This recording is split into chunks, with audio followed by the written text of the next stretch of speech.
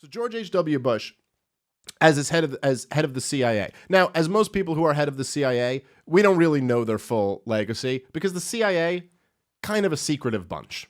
They don't really put all their plans out there publicly. They do a lot of shit in secret. And in fact, we don't even know, as I alluded to before, we don't even know exactly how long George H.W. Bush was in the CIA for. But, I've heard people people who are somewhat connected to the CIA say before that no one ever leaves the CIA.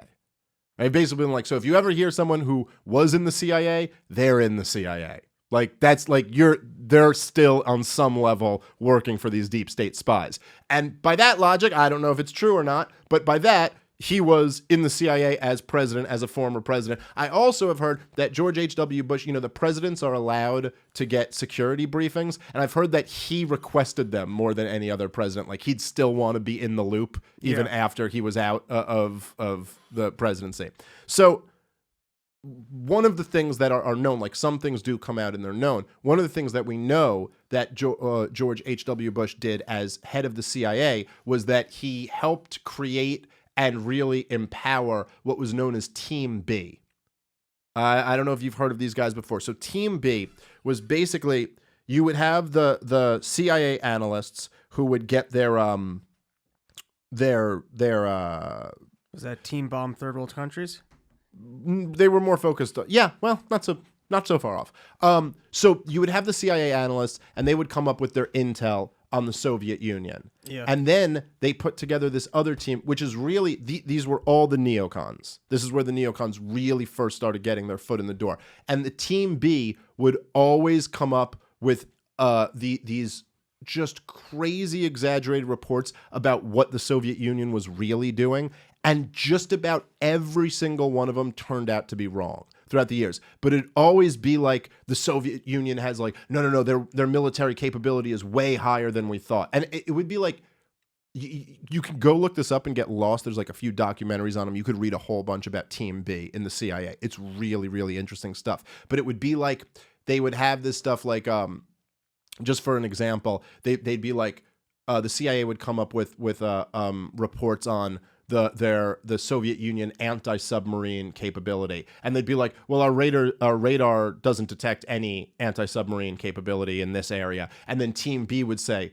the Soviets have developed radar-proof anti-submarine. So like the absence of evidence would become evidence that they had created something that was so sophisticated that they had all these plans about how the Soviet Union was about to take us over. And I'm talking, this is the 70s. Like they were predicting, and this is a few left-wing economists were too, that their GDP was growing wildly and that they were a much bigger economic force than anyone could have imagined and all this stuff. Meanwhile, they were dying. They were a collapsing nation. They were absolutely no threat to anybody. The only threat that they were was to their neighboring countries and the people they were starving within them. That was who they were a threat to. So these people, they're just making the shit up? Straight up making this shit up. This is just planting the seeds of war propaganda. Like, this shit didn't start with the CIA saying Iraq has weapons of mass destruction. This has been going on for a long fucking time. Literally just trying to get us involved in these conflicts. Now, what exactly was their goal through all this? I don't know. You could look at things in like a sinister way and be like, oh yeah, there were all these weapons companies that were making buttloads of fucking money as we started expanding the fucking military budget and selling weapons to the government. Maybe there's something a little bit more. I mean, I got to say, to this day, when part of it is definitely that these weapons companies make tons of money. There's definitely all sorts of incentives there to keep this thing going. But I also think it's like, look, man, this is the fucking empire. We're like the first empire ever that keeps it a secret that we're an empire. That's what's so unique about the United States of America modern day. And why do you think it is that basically you see all this stuff, this anti-Russia propaganda and anti-China propaganda to this day? It's like, what has Russia or China really done to us?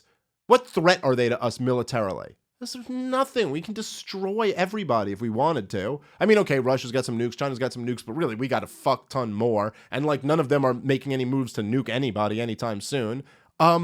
So what's the problem? Well, the problem is that they're the two huge, somewhat powerful countries that aren't under the empire. What's the problem with Iran in the Middle East? It's like, yeah, you're not with the empire, man. That's it. It's really no more or less than that. It's that we're an empire, and this is the way an empire works. We fucking take shit over, and then we run it.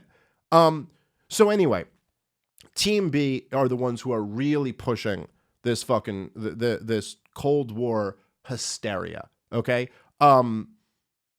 as head of the CIA, George H.W. Bush basically gave them like access to all the classified material and like gave them like these high level like kind of CIA whatever credentials or whatever. And this nonsense just kept going on, all this kind of Red Scare bullshit, which was, you know, basically just working toward William F. Buckley's goal of creating the totalitarian bureaucracy within our shores to defeat the supposed threat of the Soviets. And of course, as all of this is going on over the decades, you know, I mean, I don't know exactly what the number of people who are slaughtered all throughout these wars that were fighting all over this communist threat. I mean, if you really want to add them all up, and I'm not saying George H.W. himself is responsible for all of them, but, you know, like in Korea, in Vietnam, and in all of these different, you know, those are the two biggest ones probably, but just hundreds of thousands, if not millions, of innocent people being slaughtered through all of this nonsense. As vice president to Ronald Reagan, and George H.W. Bush was kind of stuck on that ticket by the establishment people who weren't a fan of Reagan, or at least were maybe in a similar situation to Trump, were a little bit concerned about some of the rhetoric he used.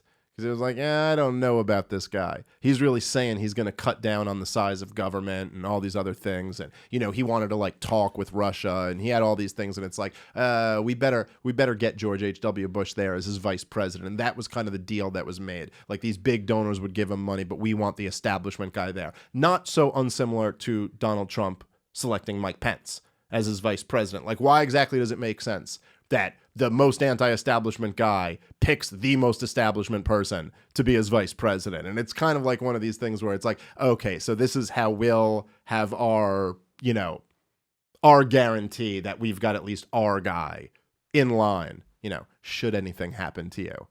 Which, by the way, Ronald Reagan was shot at within the first 100 days of his presidency. I'm just saying.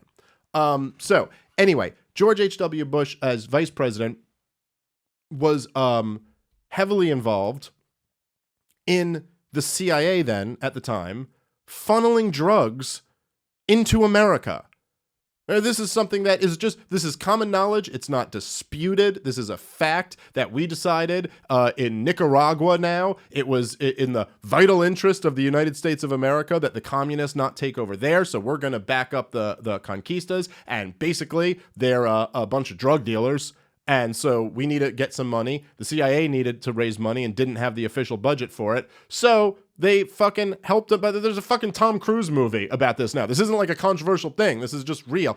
They shipped drugs into the United States of America. They are responsible for the creation of crack cocaine. Okay? You know, the untold amount of death and destruction that caused amongst the most vulnerable communities in our country. By the way, at the same time, Ronald Reagan is ramping up the war on drugs. These same cocksuckers are fucking shipping drugs into the country and arresting poor people and giving them these crazy sentences. Literally throwing human beings in cages for decades. There are people in jail today, still sitting in jail today. Families today who are still suffering through the fucking dysfunction. And you know, like, for all the fucking, you know, the Republican people who like to look down at the black community and be kind of like, you know, pull yourself up by your bootstraps. It's like, okay, there might be something to that point, but there's also something to the point that, like, there's some guy who's fucking literally grew up without a father because he was fucking thrown in jail for using the fucking drugs that the Bush and the Reagans fucking shipped into the country. So maybe there's that element of it too, you know? So it's a little bit rich when there's some like Republican who's just lecturing somebody in these communities. Like, come on, get your act together. You know, vote Reagan, 84. Yeah. Anyway. All right. So there's some more of the great legacy of George H.W. Bush. Trafficking death into his own country while he supports the harshest drug laws that we had ever had in our country's time. Like the war on drugs started under Nixon, but it really started under Reagan. Like that's when they really ramped it up and really started going after people, and they started giving these like, you know, the mandatory minimums and shit like that. So, you know, you're caught with like fucking like literally like enough crack that can fit in the palm of your hand, and you're doing 30 years in jail. Just insane evil shit. Like just I don't know. I don't even know what words to use to describe how fucking evil it is.